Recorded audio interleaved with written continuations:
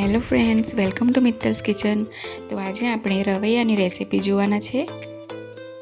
રીંગણના રવૈયા બનાવવા માટે આપણે અહીંયા સિંગદાણા 2 ચમચી, કોપરાનું ઝીણું છીણ લીધું છે અને સફેદ તલ લઈ લીધા છે. એને આપણે ખાંડણી દસ્તામાં અધકચરા વાટી લેવાના છે અને સાથે જ ટામેટાં અને તુવેરના દાણાને ચોપરમાં આવી રીતે ચોપ કરી લીધા છે, એકદમ ઝીણા. શિયાળામાં ખૂબ જ સરસ એવા શાકભાજી મળે છે. તો હમણાં આ સિઝનમાં રીંગણના રવૈયા ખાવાની ખૂબ મજા આવે છે. તો ખૂબ જ સરસ એવા બને પણ છે, કારણ કે એની સિઝન હોય છે બધા શાકભાજીની, તો એનો ટેસ્ટ ખૂબ જ સારો આવે છે.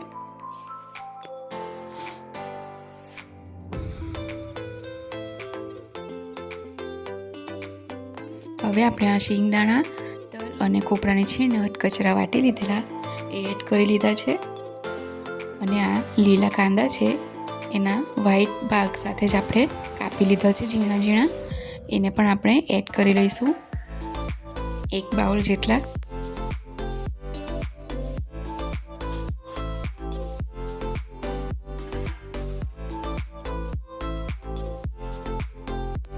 હવે આપણે બધા મસાલા એડ કરવાના છે.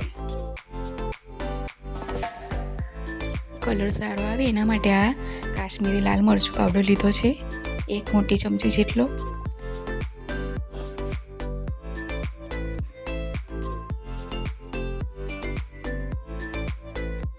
હવે આ ગરમ મસાલો છે 1 ચમચી જેટલો લેવાનો છે.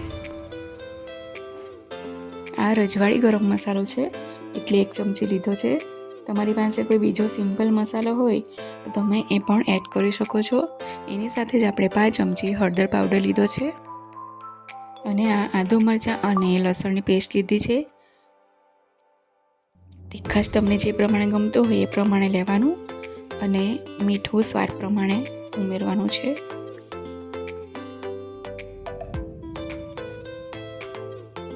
હવે આપણે બધો મસાલો એકસાથે ભળી જાય એવી રીતે મિક્સ કરી લેવાનું છે બધું.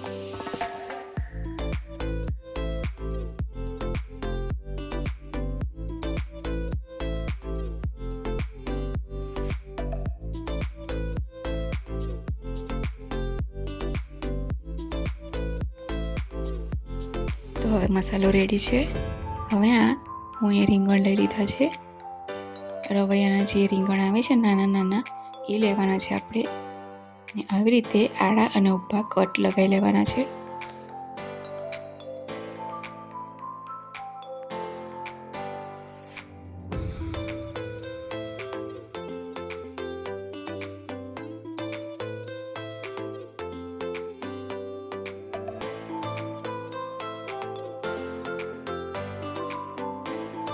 હાથથી એને પાછું ફરીથી એકવાર મિક્સ કરી લેવાનું છે અને હવે આપણે રવૈયા ભરી લઈશું.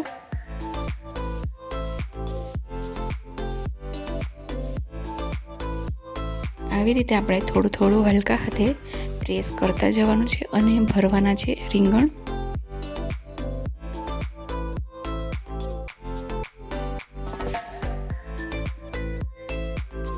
જો તમારી પાસે આ લીલા કાંદા ન હોય તો એની જગ્યા પર તમે સૂકા કાંદા જે આપણે રેગ્યુલર યુઝ કરીએ છીએ એ પણ તમે લઈ શકો છો.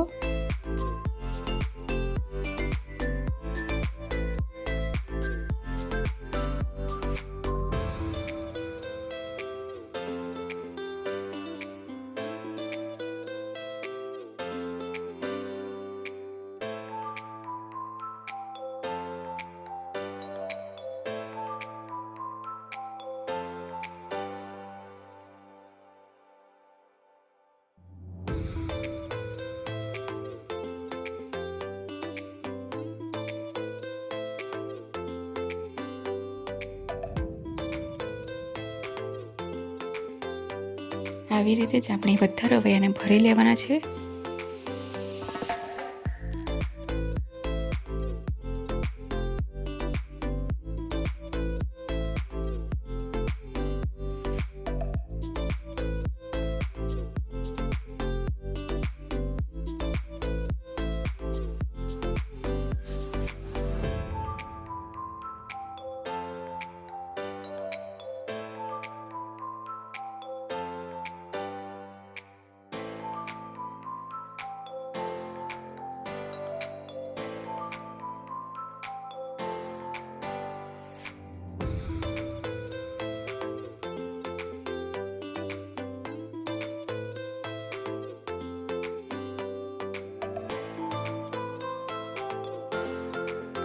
તો હવે બધા રવૈયા ભરાઈ ગયા છે.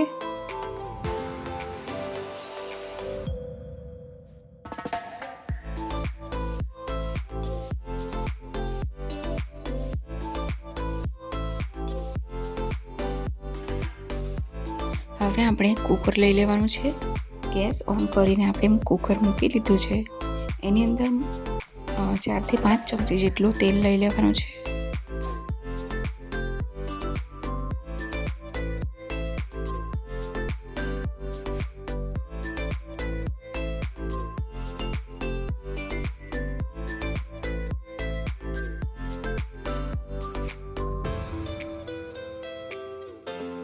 તેલ ગરમ થઈ જાય એટલે આપણે એની અંદર જીરું એડ કરવાનું છે.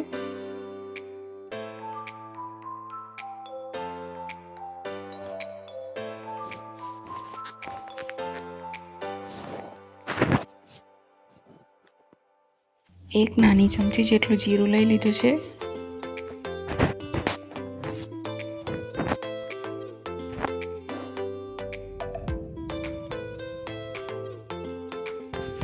જીરું ફૂટે એટલે પછી આપણે એની અંદર હિંગ એડ કરવાની છે, નાની ચમચી.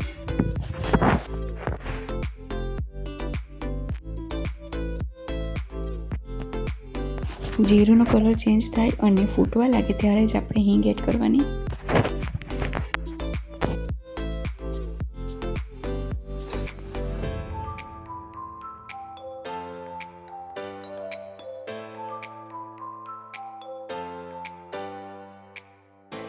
હવે આપણે એની અંદર જે રવૈયા આપણે ભરેલા છે એ આપણે મૂકી દઈશું.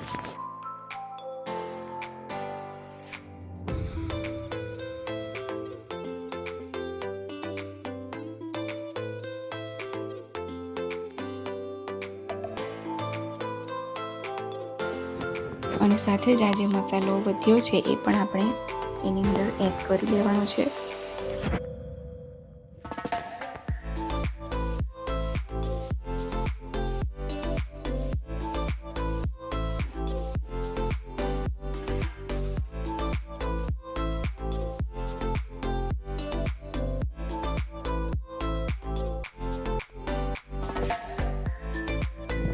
તો હવે આપણે આને પહેલાં ચમચાથી નથી હલાવવાનું, આમ જ આપણે કુકર હલાવીને પછી બધું મિક્સ કરી લેવાનું છે.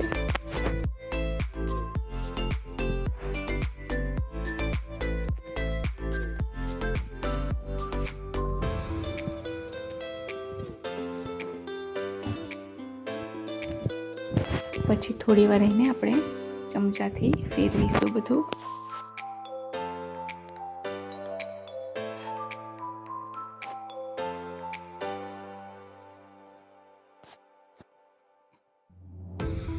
તો જોઈ શકાય છે ખૂબ જ સરસ કલર દેખાઈ રહ્યા છે.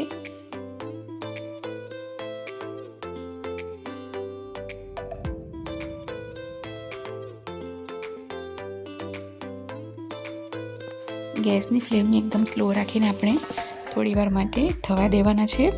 તેલ છૂટું પડે ત્યાં સુધી આપણે એને થવા દેવાના.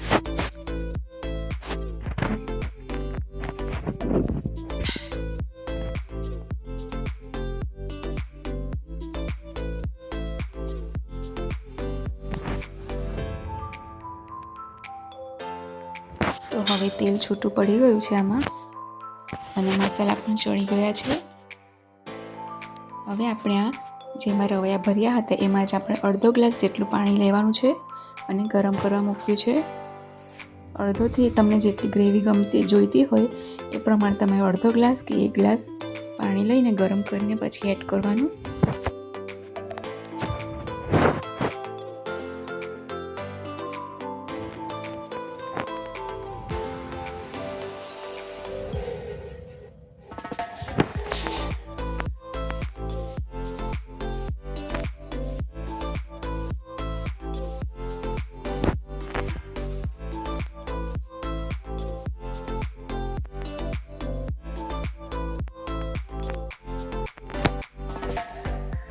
હવે આપણે કુકરનું ઢાંકણ ઢાંકી દેવાનું છે.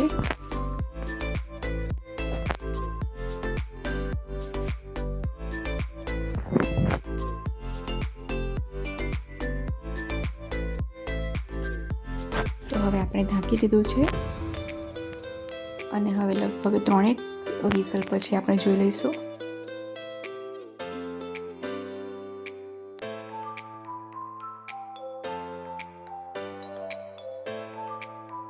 તો ખૂબ જ સરસ એવા આપણા રવૈયા રેડી થઈ ગયા છે. જોઈ શકાય છે જેટલી મને ગ્રેવી જોઈતી હતી એ જ પ્રમાણમાં પાણી પણ રહ્યું છે. હવે આપણે લીલા ધાણાને ઉપરથી સ્પ્રિંકલ કરી લેવાના છે.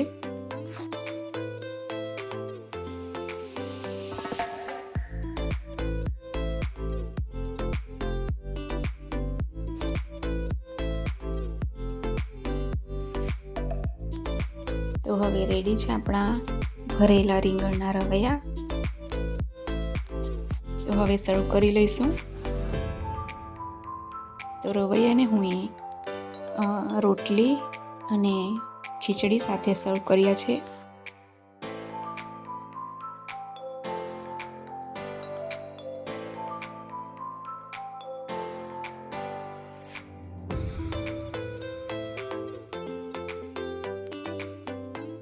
તો ગરમ ગરમ ખૂબ જ ખાવાની ખૂબ જ મજા પડે એવા રવૈયા, ખીચડી અને રોટલી રેડી છે.